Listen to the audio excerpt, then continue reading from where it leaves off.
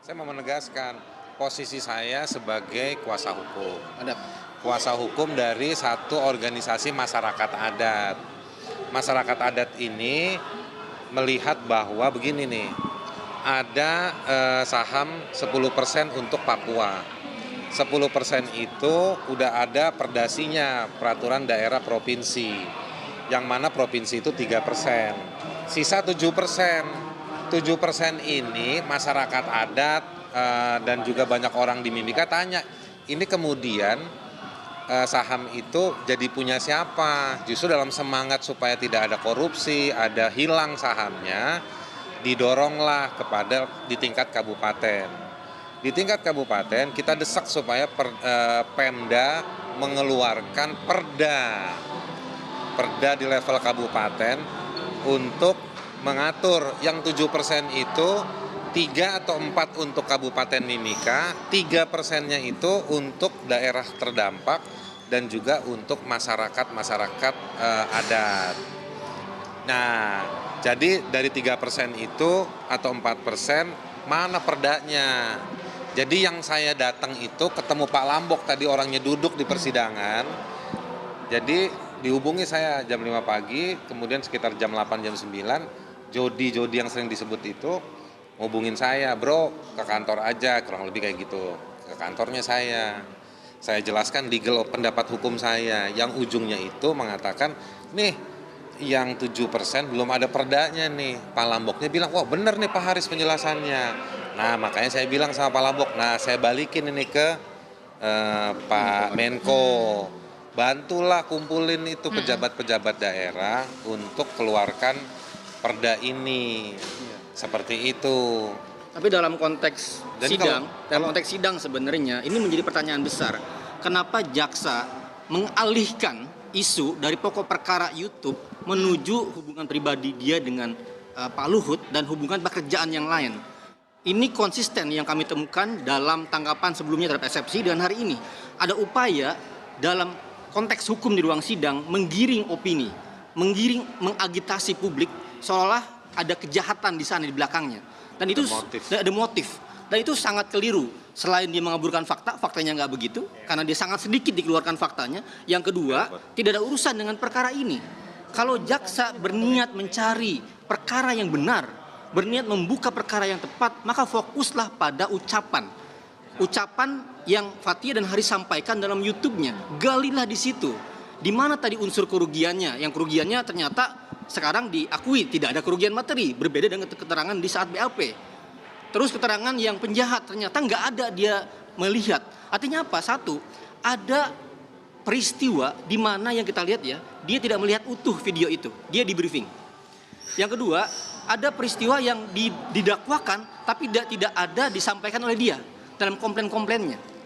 Yang ketiga, ada peristiwa di mana ada banyak transaksi, komunikasi, perjanjian yang dilakukan oleh pihak-pihak yang mungkin di bawahnya. Tadi kami sampaikan bukti-bukti itu yang dia nggak tahu. Artinya apa? Artinya selama ini dia juga disembunyikan fakta-faktanya. Fakta-fakta itu kami temukan. Fakta-fakta itu kami sampaikan dalam penelitian.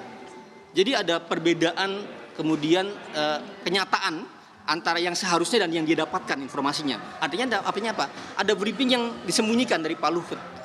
Dan itu tentu mengenai nama dia, dan dalam penelitian kita angkat gitu. Tapi bahwa kemudian video ini sengaja dimunculkan setelah proses negosiasi itu tidak mencapai kesepakatan? Ada hubungannya. Sorry, yang saham itu saya tegaskan itu bukan mengada-ngada mintanya ya. Itu adalah realisasi dari head of agreement antara pemerintah Indonesia yang ditandatangani oleh Kemenkeu bersama kementerian yang lain dengan FCX ya, Freeport. Di situ ditegaskan soal tadi yang 10, 7, 3 kayak gitu. Jadi itu bukan ngada-ngada, itu perjanjian pemerintah.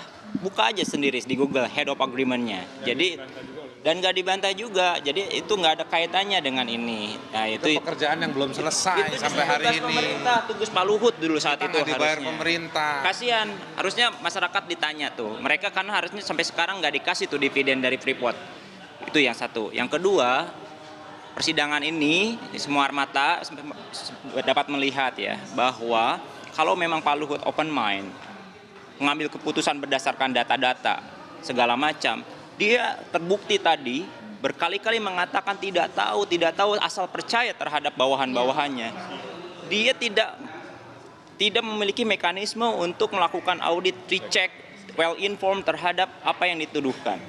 Sehingga kemudian dia menganggap bahwa tuduhan yang dibicarakan itu bohong. Padahal transaksi-transaksi, bukti-bukti yang melibatkan perusahaan dia, Toba Sejahtera dengan Westwich Mining, terbuka dalam persidangan ini. Dibuka dalam bukti-bukti.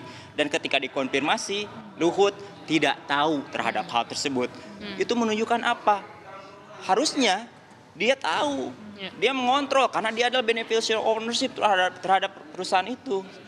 Pemilik sahamnya, kayak gitu. Jadi saya sih menghimbau kepada Pak Luhut, kalau memang seorang gentleman, open mind, buka fakta itu, kayak gitu, dan koreksi. Jangan-jangan ada sistem yang salah di bawahnya yang kemudian dia terprovokasi. Saya menghormati, saya mengafirmasi bahwa ada niat baik dari beliau.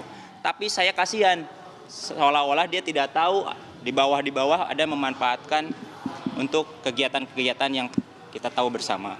Dan tadi disampaikan kan, dalam sejak awal somasi kami sudah saya jelaskan, kuasa hukum dan para pihak sudah menjelaskan tentang apa makna dari setiap ucapan itu, apa kemudian bukti-buktinya sudah kami sampaikan.